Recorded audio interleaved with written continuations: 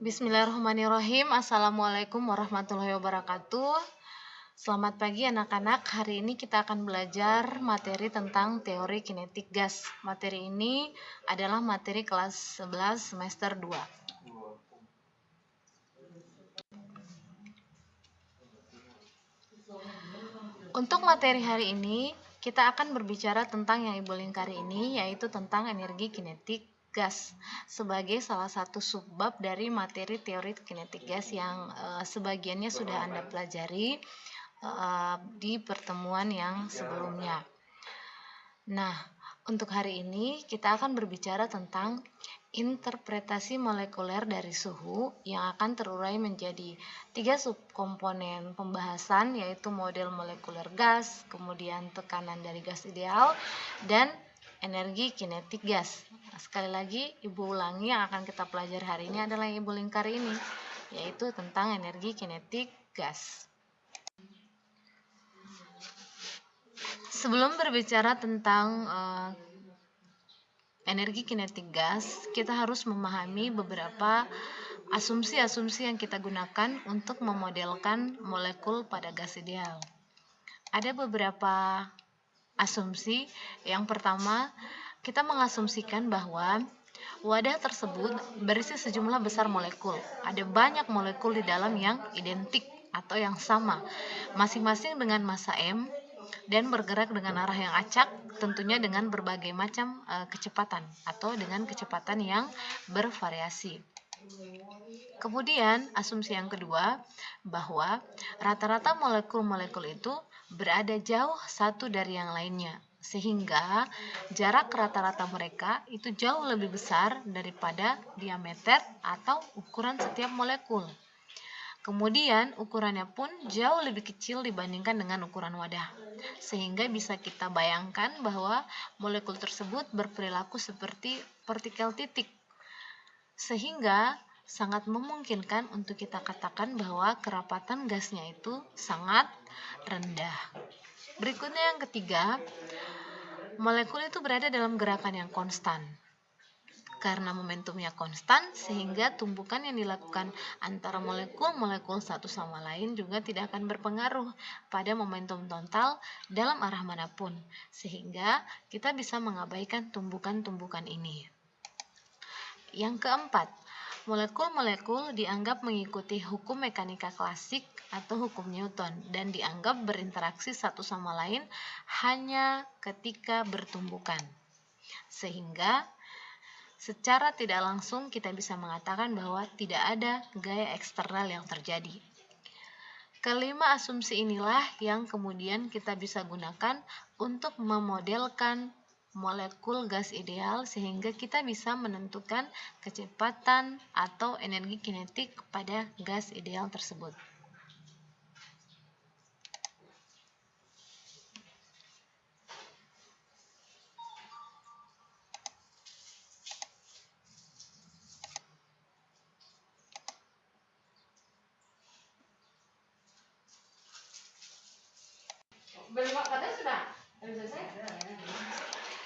Oke, baik. Dalam sudut pandang mikroskopis, tekanan gas itu adalah hasil tumbukan antara molekul gas dan dinding-dinding wadahnya. Sehingga dengan asumsi tadi dan kesimpulan ini kita bisa gunakan untuk menghitung tekanan secara kuantitatif berdasarkan teori kinetik. Nah, di sini ada dua gambar, ada gambar yang pertama dan ada gambar yang kedua. Yang pertama, coba kita lihat dulu gambar A. Kita tinjau gambar yang di samping. Di dalam kotak persegi panjang ini, dia mempunyai luas sisi-sisi ini yang diarsir yang hitam, ini sebagai A. Kemudian panjangnya itu ini adalah L.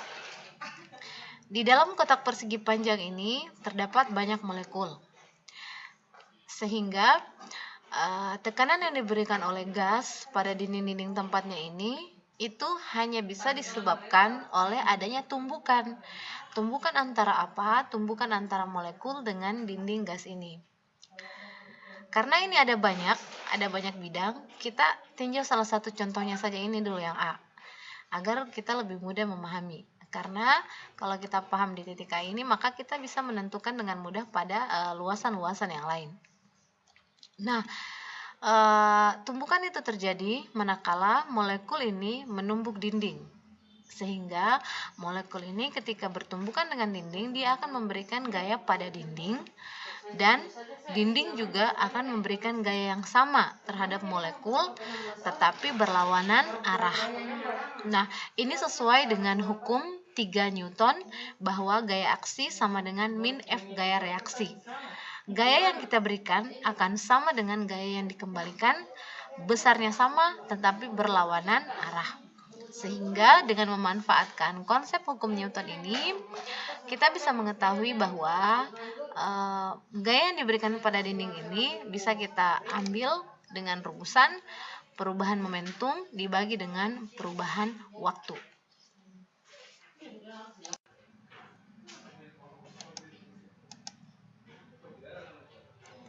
Baik, momentum sebelum menumbuk dinding tadi adalah min mvx, dan momentum setelah menumbuk dinding adalah plus mvx.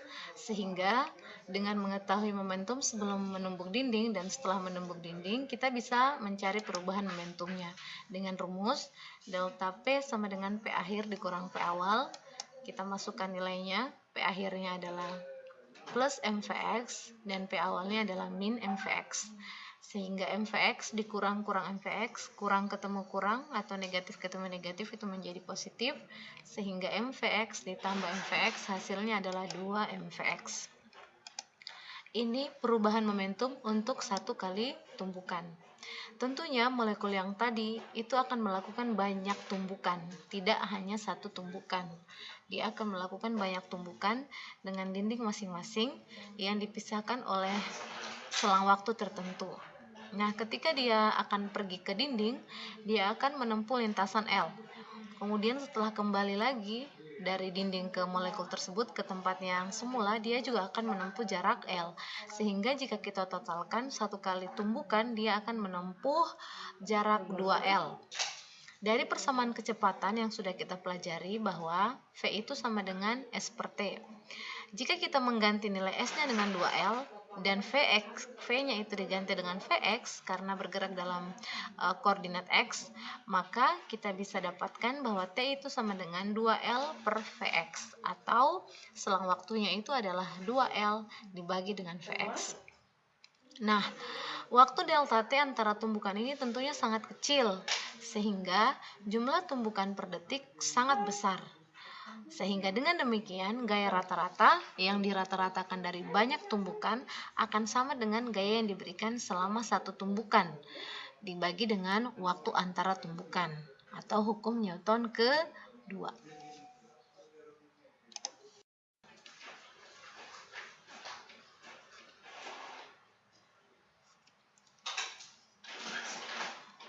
Nah, gaya total pada dinding adalah F sama dengan M per L dalam kurung V kuadrat X1 tambah V kuadrat X2 tambah titik-titik tambah V kuadrat XN. Jadi ditotalkan V-nya pada X1, X2, X3, dan seterusnya. Sehingga nilai rata-rata dari komponen X kecepatan adalah, ini dirata-ratakan, jadi semua dijumlah kecepatannya, kemudian dibagi dengan berapa kali terjadinya molekul tersebut. Sehingga kita dapat menuliskan gaya sebagai F sama dengan M per R NV kuadrat X. Nah, dalam teorema Pythagoras, kuadrat vektor apapun sama dengan jumlah kuadrat komponennya. Sehingga dengan demikian, V kuadrat itu sama dengan Vx kuadrat tambah Vy kuadrat tambah dengan Vz kuadrat. Karena kecepatan molekul pada gas kita anggap acak, maka tidak ada pilihan satu arah atau yang lainnya. Jadi tidak terdapat perbedaan, karena laju molekulnya itu sangat cepat dalam gas jenis, maka efek gravitasinya itu sangat kecil dan bisa kita abaikan. Sehingga semua komponen V harus setara. Berarti Vx kuadrat itu akan sama dengan V kuadrat Y akan sama dengan V kuadrat Z.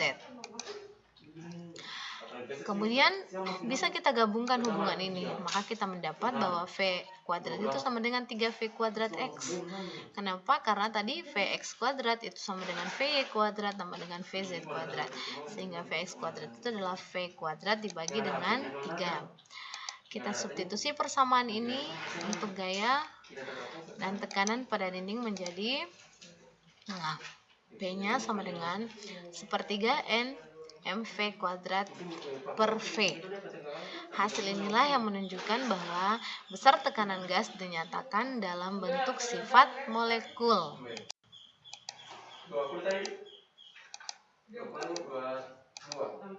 Nah, ini hasil akhir dari energi kinetik gas. Tadi sudah PV sama dengan 2/3 N setengah mv kuadrat. Karena setengah mv kuadrat ini adalah energi kinetik rata-rata molekul dalam gas, maka jika dibandingkan antara persamaan ideal PV sama dengan NKT, kita ganti. Ini PV kita ganti dengan 2/3 N setengah mv kuadrat. NKT tetap karena ini dibandingkan, kemudian disederhanakan, N-nya saling menghilangkan, 2/3 kali setengah mv kuadrat sama dengan KT, kemudian 2/3-nya nanti dikali ke sebelah sehingga menjadi setengah mv kuadrat sama dengan 3/2 KT. Rumusan inilah yang kemudian dikenal dengan energi kinetik gas, bahwa energi kinetik gas adalah 3/2 KT, bisa juga dengan 3/2 RT, atau EK totalnya bisa dengan 3/2 NKT, atau EK totalnya bisa juga dengan 3/2 NRT.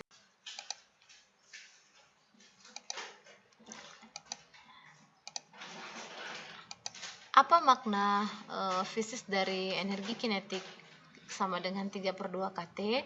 Persamaan ini menunjukkan bahwa energi kinetik translasi rata-rata dari molekul dalam gas itu berbanding lurus dengan temperatur mutlak. Atau dengan kata lain, bisa kita katakan bahwa energi kinetik translasi rata-rata per molekul itu bergantung pada suhu, bukan tekanan, volume, atau jenis molekul. Jadi miskonsepsi dalam materi ini itu kadang-kadang sebagian orang menganggap bahwa energi kinetik itu tergantung dari tekanannya, tergantung dari volumenya, padahal tidak. Dari rumusan ini secara nyata kita bisa dapat simpulkan bahwa energi kinetik itu hanya tergantung oleh suhu. Dia tidak tergantung pada variabel-variabel yang lain. Berikutnya, makna berikutnya adalah kita bisa menunjukkan temperatur mutlak itu sebagai ukuran dari energi kinetik. Namun hanya energi kinetik translasi yang penting bagi perhitungan tekanan yang diberikan oleh gas pada dinding-dinding wadahnya. Makin tinggi temperatur, maka menurut teori kinetik, maka makin cepat molekulnya bergerak secara rata-rata. Hubungan ini merupakan salah satu kelebihan dari teori dalam. Sekian dan terima kasih. Wassalamualaikum warahmatullahi wabarakatuh.